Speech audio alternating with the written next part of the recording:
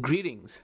You've heard about the magazine cover indicator for counter trends, and recently we have just had one of the best possible indicators via a magazine cover of how the future is going to be in exactly the opposite direction of what this particular magazine cover has narrated.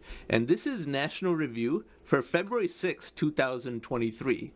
So this is their most recent issue. Now, National Review is a magazine for U.S. conservatism, and especially a very outdated type of conservatism, which is very contradictory in its terms. On one hand, they care about what they call fiscal conservatism, which is that taxes should be low and spending should be less. At the same time, there is not a single conflict anywhere in the world that they do not want to embroil the United States militarily in. So spending $6 to $10 trillion on some war that has no conceivable benefit for the U.S. public or for the people of the country that they are allegedly liberating or helping is something they are desperate to sign up for. There's literally no military conflict anywhere in the world that they do not want the U.S. taxpayer to spend tens or hundreds of billions of dollars in, and preferably trillions of dollars. So it is a mouthpiece for the military-industrial complex as well. But now remember that conservatism, as described by G.K. Chesterton a century ago, is really just an attempt to normalize the recent past, whether it was good or bad.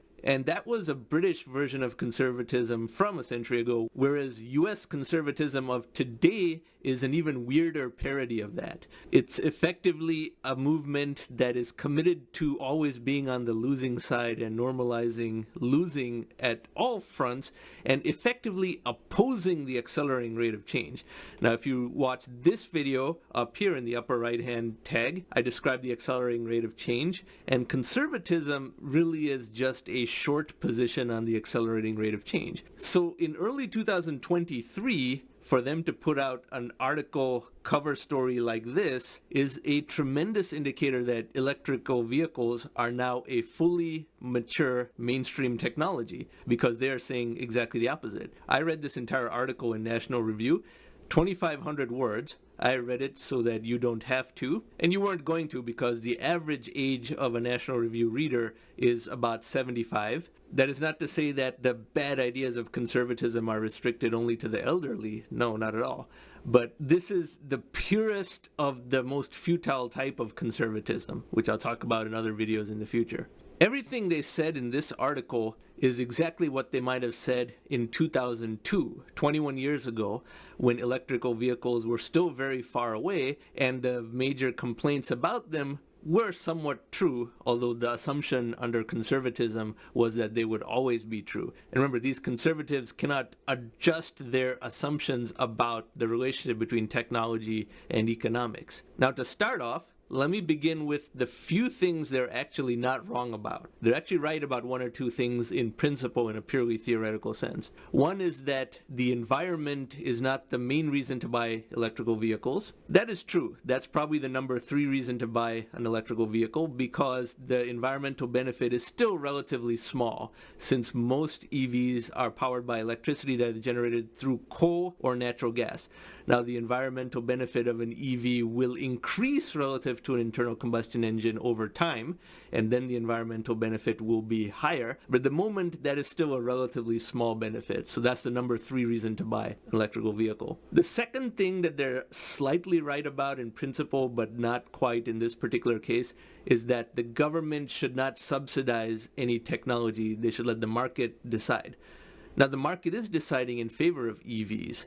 Fine, some countries have EV credits and things like that, but people are only buying it now, and you see these rapid ramp-ups that we'll look at later in this video, because it is competitive from a market point of view, even without the various government incentives. And the government incentives make sense when internal combustion engines are fueled by imported oil, whereas EVs are fueled by domestic sources of energy. Even if those happen to be coal or natural gas, using domestic sources is far more economically robust than depending on imported oil, because the multiplier effect of having a trade deficit versus a trade surplus is not very well calculated. Economic thought hasn't caught up to the actual multiplier effects of this. And that is why countries that import their oil are in fact subsidizing EVs, because it is cost effective to do so.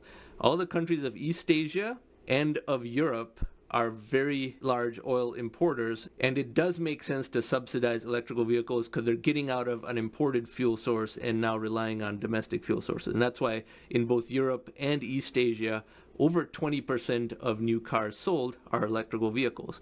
So the subsidy argument of theirs is true only in the theoretical sense, but there are a number of exceptions where it does make sense for the government to tip the scale to accelerate the adoption of a replacement technology, and EVs is one of them. Plus, these conservatives, remember, they only oppose change. They don't oppose existing status quo. It's not like internal combustion engines have no government subsidies. Detroit is tremendously subsidized by the U.S. government. They get bailouts and all sorts of other incentives to keep those old car companies going. There is a subsidy on other aspects of internal combustion engine ownership in the United States. So for a truly fair comparison, those would have to be removed as well, because then these conservatives at National Review will be consistent in saying what they are trying to say about the market should decide rather than the government putting their thumbs on the scales. That is why conservatives only oppose something new. Hey, we can't consolidate our entitlement programs in the U.S. into a universal stipend because that would be socialism, but don't you dare undo Medicare and Social Security because they already exist, which means conservatives will move mountains to preserve those very programs that they would have considered socialism before they have passed. Again, conservatism is really only a short position on the accelerating rate of change. It exists only to resist change of all types, and once change occurs, defend the recent past as the optimal society, but never the more distant past. They only want to glorify the recent past, and that recent is becoming increasingly more recent as the gradient of the accelerating rate of change shifts. So within their 2,500 word article, those are the only two things that they were minimally correct about. Everything else is wrong. They are using the same points that they might have used in 2002. The notion that EVs will be a huge strain on the electrical grid has already been debunked. I'm surprised that anyone could still say that's going to be a problem in 2023. Electrical vehicles charge overnight when other electricity is generally not being used, and this strengthens the grid by balancing the load and creating a decentralized battery network as well. Now, places that are mismanaging their grid like California are what is cited by conservatives as, well, this is why EVs are going to be bad, but those are two separate issues. California mismanaging their electrical resources has nothing to do with the suitability of EVs. Also, the higher order disruption than EVs is in fact the work from home phenomenon, which not only is reducing a tremendous amount of miles driven of all types of cars, whether internal combustion engine or EVs, it's also reducing a lot of electricity consumption because all those offices are now 60% empty, and running an office is very expensive electricity-wise. So there is in fact a problem with utilities that they're not getting enough revenue because people aren't going to offices and using so much electricity over there, because in an office the lights are always on and so forth. Not to mention other electrical efficiencies like the incandescent bulb to LED bulb revolution, which is saving many tens of billions of dollars of electricity per year. And there is a simultaneous fear that utilities are not able to sell enough electricity because of LED bulbs reducing electricity consumption to get the same amount of light. And lastly, not to mention the fact that the process of transporting oil and refining it all in takes about 15% of all oil. Said another way, that means that 15% of all oil is consumed in just the extraction, transportation, and processing of crude oil into gasoline and other crude oil end products. 15%.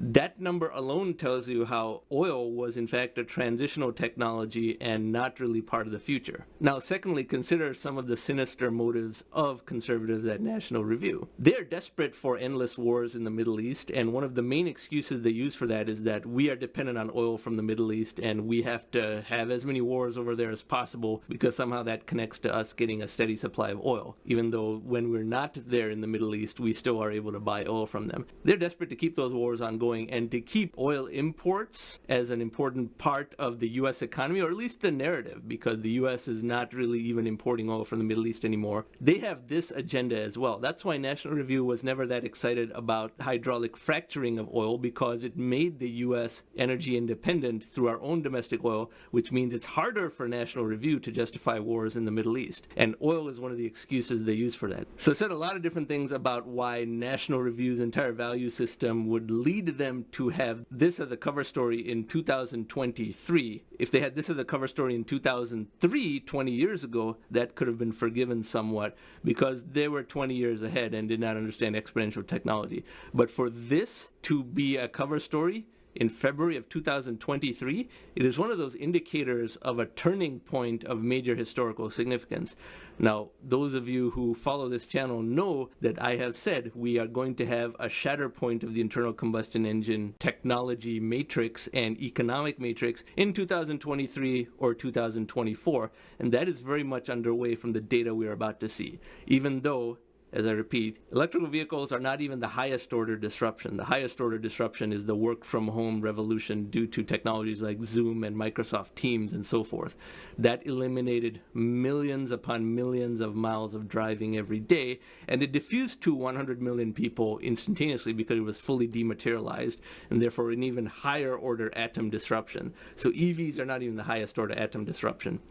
But conservatives are opposed to work from home as well, as I'll cover in another video. Anything that improves the human condition through technology is now something they oppose, which is not what one would think conservatism is about, but it is. But anyway, now we proceed to the data of EVs.